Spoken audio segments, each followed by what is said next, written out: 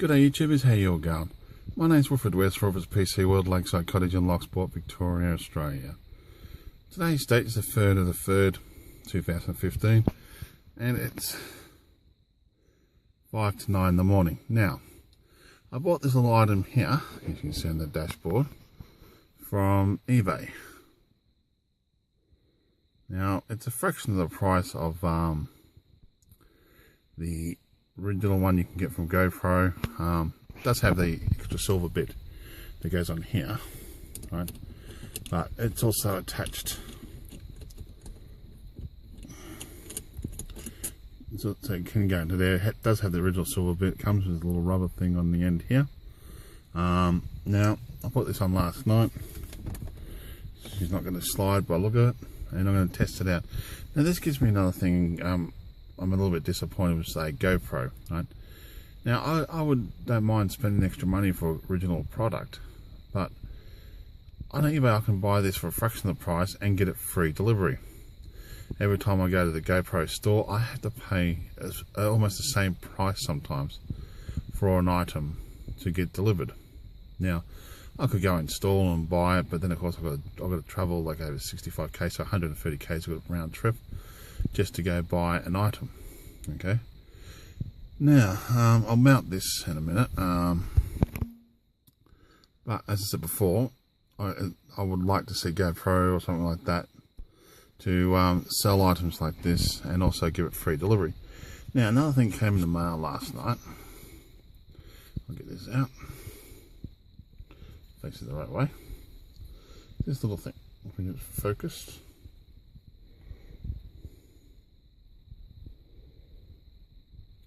The UV 37mm filter. So basically this thing, hopefully, will filter out the reflection and that off the windscreen. So I'll get that mounted, and yeah, I'll get that mounted, and I'll put it on the camera and put the camera on this mount, and we'll have a look at it. Okay. Now, let's have a look. This is now mounted onto the camera. It just basically slides on.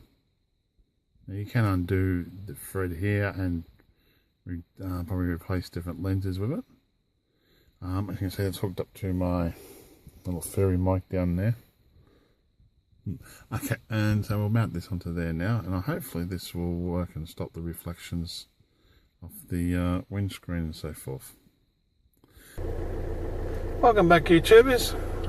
As you can see, we've mounted it onto the camera where it's recording at the moment, as well as this. So that's pretty solid. You can see the little light. You can see the thing at the front. Oh, light's not that good. Come on. You can see that at the front there, attached to that. And I hope it's going to be going okay. We'll go for a quick drive and go for a quick drive around Lochsport, and we'll see how the reflections go off from the end result. Okay, thank you for watching. I hope you liked this video, and if so, please subscribe.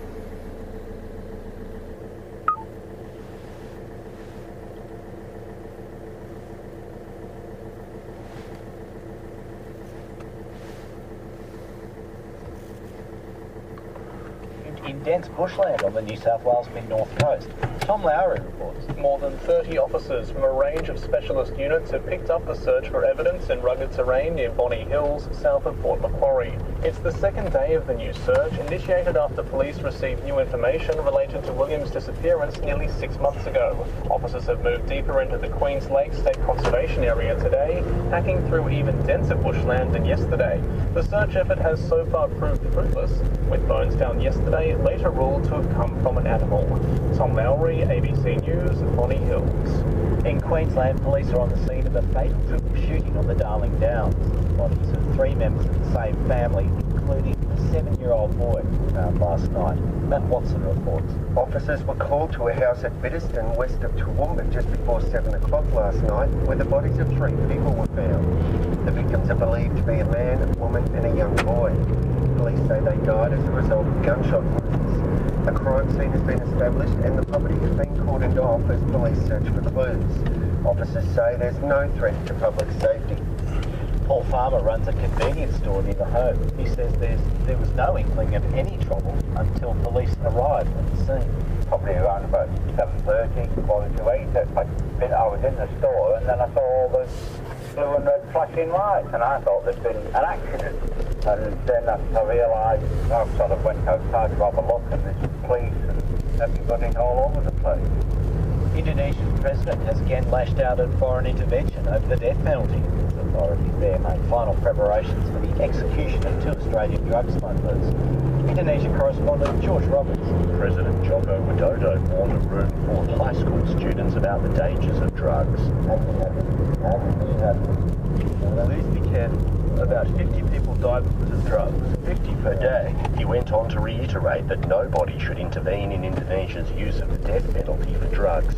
The 2 coordinators of the Bali 9 drug smuggling group, Australians Andrew Chan and Myron Sukumaran, could be transferred from Bali within days to an island where they're due to be executed. Bali's chief prosecutor, Momot Bambang Samiaso, says he's been given the order to do it this week. The Attorney General's indicated he's just waiting for a final report on preparations at the island. George Roberts, ABC News, Jakarta. In Iraq, a large battle involving tens of thousands of government soldiers is unfolding.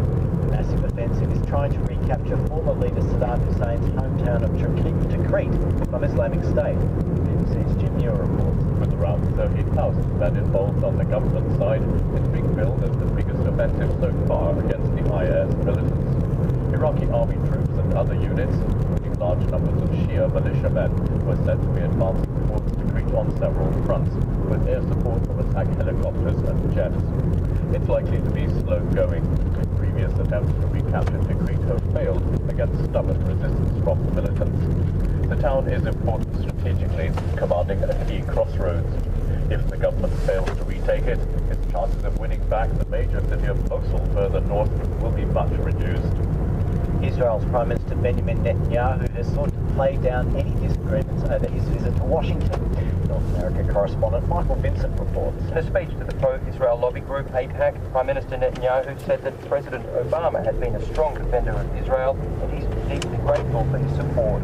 The White House has been frustrated that the Republican-controlled Congress breached protocol by inviting Mr. Netanyahu to speak 2 weeks out from Israeli elections. The Israeli PM says his speech tomorrow about a nuclear Iran is not meant to divide American politics. And our friendship will weather the current disagreement as well to grow even stronger in the future. The Obama administration today said that Israel's security and the US-Israel partnership transcends politics, and it always will. Michael Vincent, ABC News, Washington. Former headmaster of Knox Grammar School in Sydney's North is due to give evidence today at the Royal Commission into child sexual abuse. Nicole Chettle reports. The Commission is looking into the exclusive boys' school handling of complaints of inappropriate conduct by teachers over a period of more than 30 years. Yesterday, a woman told the hearing that in 1989, the headmaster, Dr. Ian Patterson, touched her inappropriately on stage during rehearsals for a school musical. And a former staff member, Pearson, said Dr. Patterson lied when he told students an offender known as the Balaclava Man had been arrested after assaulting a sleeping student. The Victorian Government says it will take immediate action against disability workers found guilty of sexual abuse. Fairfax Media reports the disability service provider allowed a man to keep working while under police investigation for allegedly assaulting a disabled woman at another facility. The Ombudsman has announced an inquiry into the abuse of the disability sector. The parliamentary inquiry is also underway. The Minister for Disability, Martin Bolton, alleged behaviour was immoral.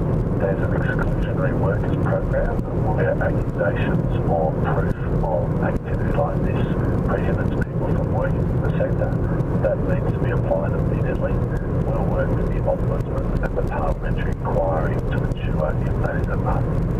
There appears a new trade agreement between federal governments on the verge of signing poses a risk to the health of Australians. Jim Kennedy reports researchers are calling for details of the Trans-Pacific Partnership to be publicly released before any deal is signed. The team of researchers from universities including Sydney, New South Wales and La Trobe have conducted a health impact assessment, which they say is based on leaked documents from the trade negotiations.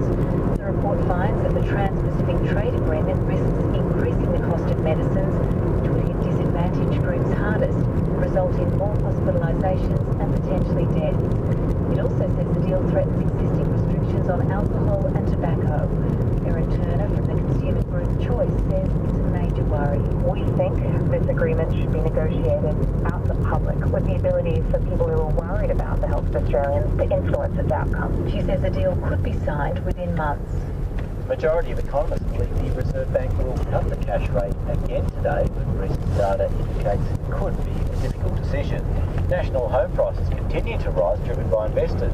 Data has revealed inflation, employment, manufacturing and business activity and profitability are all weak. They have training, seemingly, because gee whiz, we'd spent the last decade training them and preparing them, but they've just collapsed in the face of this force that was coming south.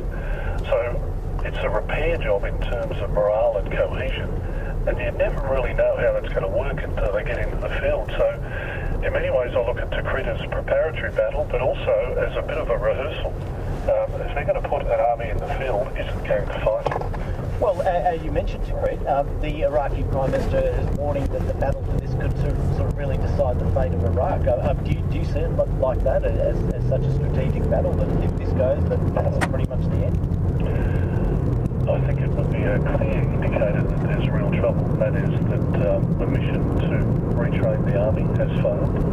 The mission to pull together these disparate groups that we're talking about, that is the Kurds, the Shia militia, the Sunni militia and others, that's failed. And the fact that this army is not prepared to fight again, it would embolden ISIS.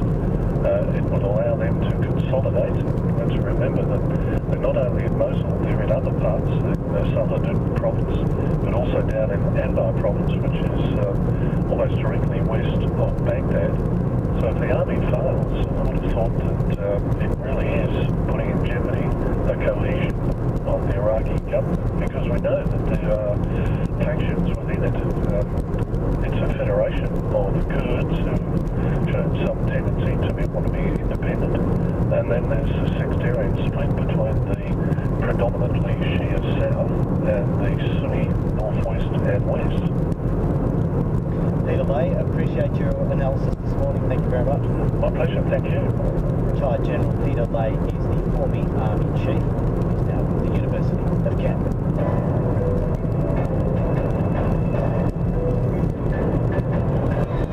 This is ABC News Radio, keeping Australia informed in more ways, more often. Well, one of the perhaps unintended consequences of the operations against Islamic State has been that Iran and the United States find themselves at the same side of the fight. Washington has made clear it's given no military air support to Iranian or other units in the current assault on Tikrit, but at a diplomatic level at least, relations are better than for many years. Having said that, it remains a large stumbling block for better relations, Tehran's nuclear ambitions. Overnight in Switzerland, the US Secretary of State John Kerry and his Iranian counterpart, Javad Zarif, joined their negotiating teams to try to reach a potential deal on Iran's nuclear program. The BBC's Barbara Plett-Usher was there. Well, it's the beginning, really, of a very intense period, so we haven't had an indication yet of what has been achieved. Mr. Kerry and Mr. Zarif met today, and they're going to continue meeting over the next 2 days whenever they're needed. It'll depend on the pace of negotiations. It's quite fluid, really, because they're high-level interventions. They can maybe get things sorted out more quickly than might otherwise be the case. And that's why they're spending a couple of days here in Switzerland to try to give a real oomph to the talks so that they can come to a deal by the end of the month. But Mr. Kerry, in his comments today, said although there has been progress, and he, as well as other Western officials, have said they are probably closer to a deal than they've ever been. He still said there was a lot to do. There was much of ways to go yet, and he couldn't say for sure whether they would actually get a deal. Just in terms of what you were saying before, though, about the cooperation on ISIS, or they don't have official cooperation, of course. But one thing Mr. Kerry did say today was that he was cooperating with Russia against the Islamic militants. In fact, he said that their opposition to ISIS was helping them to try to work together for a political settlement in Syria, and that was one place where they could work together even though they were having serious differences on Ukraine. That's the BBC's Barbara Plett-Usher. And we were talking there, of course, about Iraq. That's the topic of our web poll today. morning, Federal Cabinet has agreed to send an extra 300 soldiers to train the Iraqi military in a joint venture with New Zealand. Is this a good idea?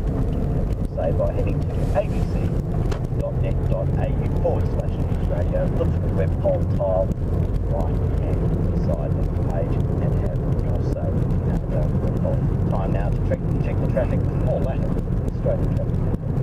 Yeah, thanks, Mike. Good morning. Starting in Brisbane, lots of crashes today. Still airport link, the tunnel inbound prior to Fortitude Valley exit. That crash looks like a broken down truck, actually. There may have just been a nose to tail behind it. At 1 mile near the bridge, Loch Street on to Toowoomba Road, a crash. At Chelmer, Hart Street, Oxley Road, a crash. Eagle Farmers Well on the Gateway northbound at Kingsford Smith Drive. Gold Coast, you're okay. So we work our way to Newcastle, all clear at Hexham, Old Maitland Road near the bowling club. That crash was only minor. So we head down towards Sydney. Bad one, truck and a bicycle colliding right outside Heathcote train station. If you're southbound Princess Highway, you're down to 1 lane. We go southwest to Fairfield, Lawson Street, Vine Street. The lights are not working. A truck is not working, breaking down at Mitchenbury, Great Western Highway, citybound, the Colleton Road in Lane 2, and head out towards Marsden Park, a southbound crash on Richmond Road and South Street. Canberra's okay except for Canberra Avenue. Eastbound, it's a bad crash at Dalby Street. That's this week now, with eastbound totally blocked off Miltura Road around the back of the industrial centre. It should be pretty easy to get around, but this one is bad. 3 cars and the motorbike, and they had to rip the car roof off to get one person out, so jaws of life have had to be used. It's going to be a big delay for a while. As we head towards Melbourne, Croydon, Hull Road east of Dawson Road, an accident. At Nitri Keilor Road south of the Calder, an accident, and Mount Eliza still there. The Pena Highway, Morella Drive, another crash. Hobart, excellent. I look across towards Adelaide, Decal traffic plus 2 crashes. Renown Park, Torrens Road and McQuillan Avenue, and the other ones do there at Dulwich, Green Hill Road and Glen Osmond Road. I look across towards Perth to see if there's anything that's starting to cause concern. Getting a bit tight now, Ocean Reef to Whitford on the Mitchell, the Quinana, a little bit busy around Rowley Road, but that's the problem spots. There's no crash, no breakdown. I'm Paul Latter for ABC News Radio Traffic in half an hour. Thank you very much, Paul. I'm Tam Harney with you on ABC News Radio. Australian Eastern Daylight Time is 9:30. In South Australia, it's 9 o'clock. In Queensland, it's 8:30. Territory, it's 8 o'clock. And in Western Australia, it's 6:30. ABC News Radio. Australia is poised to expand its military role in Iraq, with Federal Cabinet approving a plan to send another 300 soldiers to help train forces fighting Islamic State militants. Political reporter Jane Norman has the latest. At the moment we have 200 Special Forces soldiers over there advising and assisting the Iraqi army, but that mission now will be expanded to one of training, and that is a joint mission with New Zealand, and that was more or less announced last week by the New Zealand Prime Minister John Key, but we are expecting the Prime Minister Tony Abbott to formally announce that today. Now, he did say that once it had been signed off by Cabinet, he'd take it to the joint party room as a courtesy, and that meeting is happening this morning before Parliament sits, and once that's happened, we expect the government to brief the opposition on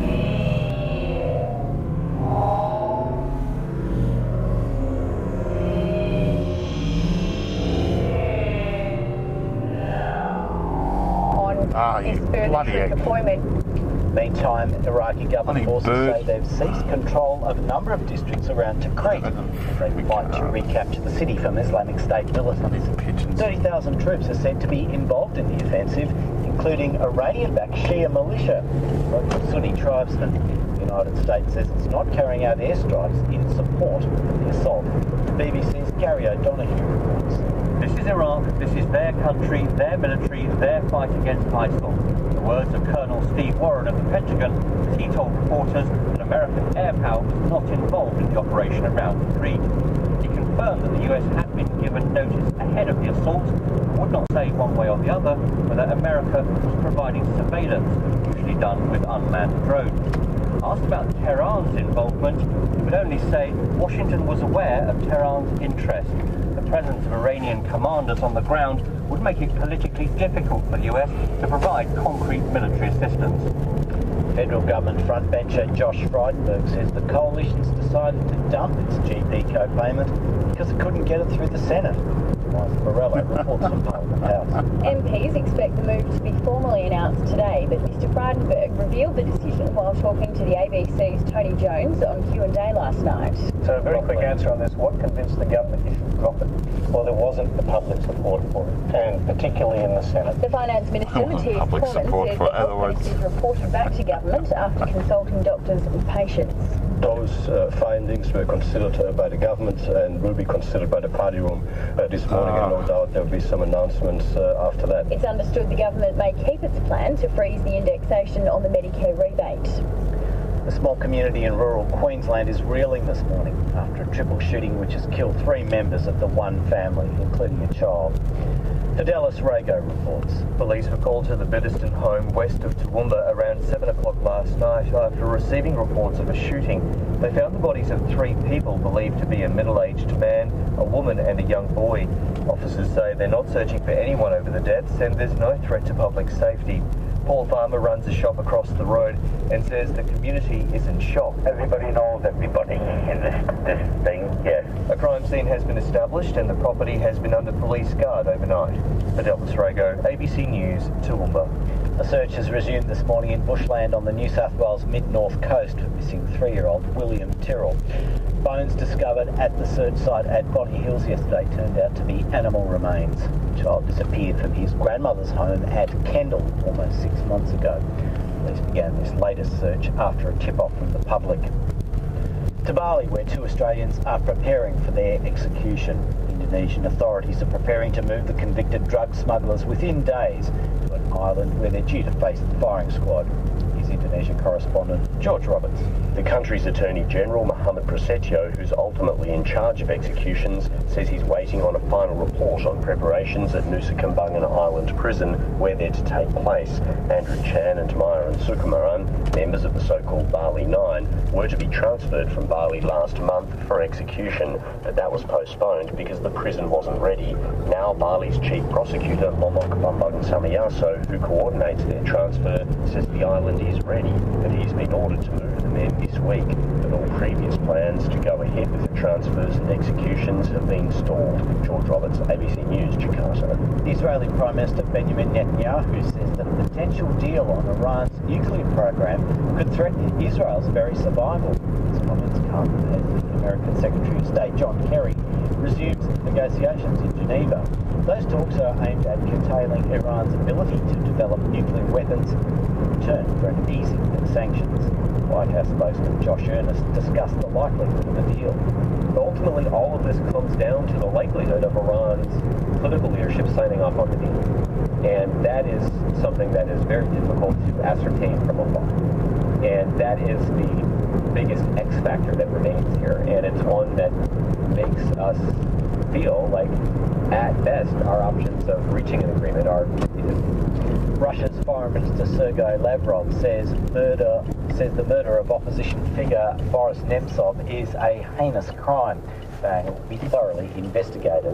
Bureau correspondent Mary Kieran reports.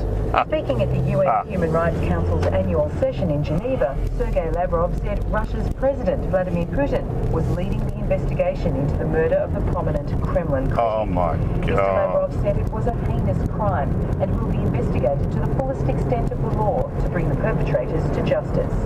Boris Nemtsov was gunned down while walking near the Kremlin just hours after harshly criticising the president over the war in Ukraine. The murder prompted tens of thousands of Muscovites to take to the streets in anti-government rallies at the weekend. Mary Gearin, ABC News. In the Northern Territory, the country Liberals are on track to lose the next election, based on a poll published by News Corp Australia today. The party's primary vote has dropped to 30%, 20 points lower than its first preference vote at the 2012 election.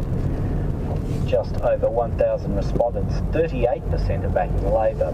James Stewart from Ridgetel, which conducted the poll, says the percentage of undecided voters has spiked to 13.7%. There seems to be a lot of dissatisfaction with the current government, and we're seeing that a lot of people have parked their vote in the undecided category. So regardless of how much somebody's taken away from another party, I think the fact that there's so many people in the territory that are currently undecided provides a lot of opportunity for a smart campaign.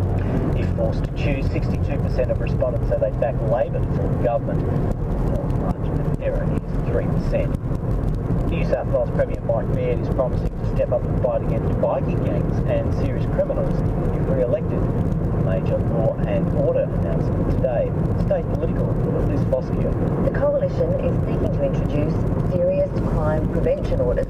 The Police Minister Stuart Ayres says where police believe a crime is about to take place, they'll be able to apply to the court for orders restricting the activities of the suspect. So we know that person's been involved in drug supply historically. We will reduce the amount of cash that person can carry. He anticipates the laws would be used to prevent retaliatory attacks by bikie gang members. If we've got information that a retaliatory attack is going to take place, we'll be looking to put in a public safety order that prevents an individual from going to a particular location. The laws would be based on similar ones operating in the United Kingdom.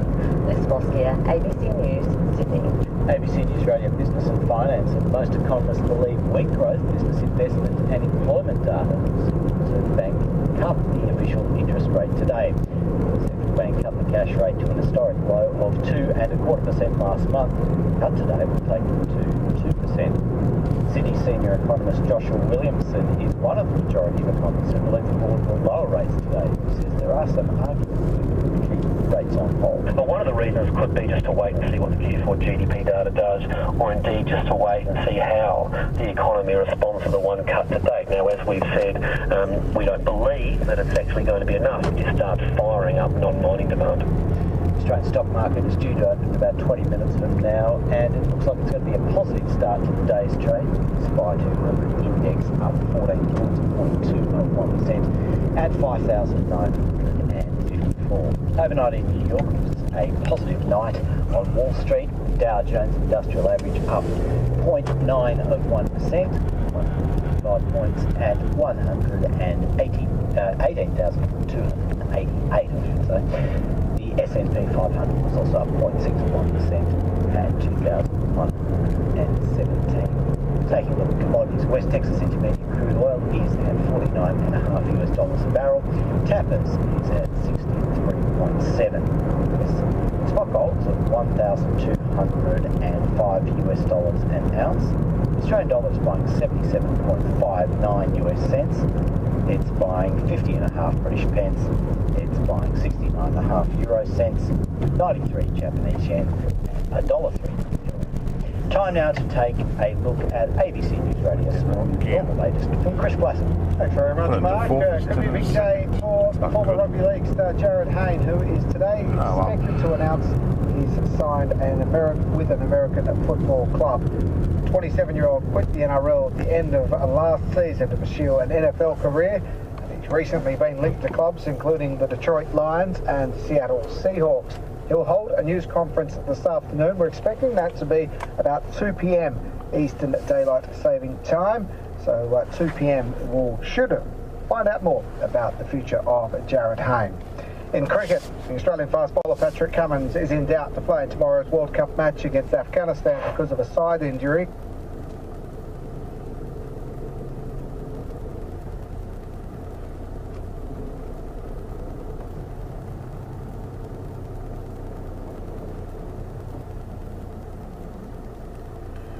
My name's Wilfred West, Wilfred's PC World, Lakeside Cottage in Lochsport, Victoria, Australia, signing off. Thank you for watching my videos, and all comments are welcome. You all have a great day now.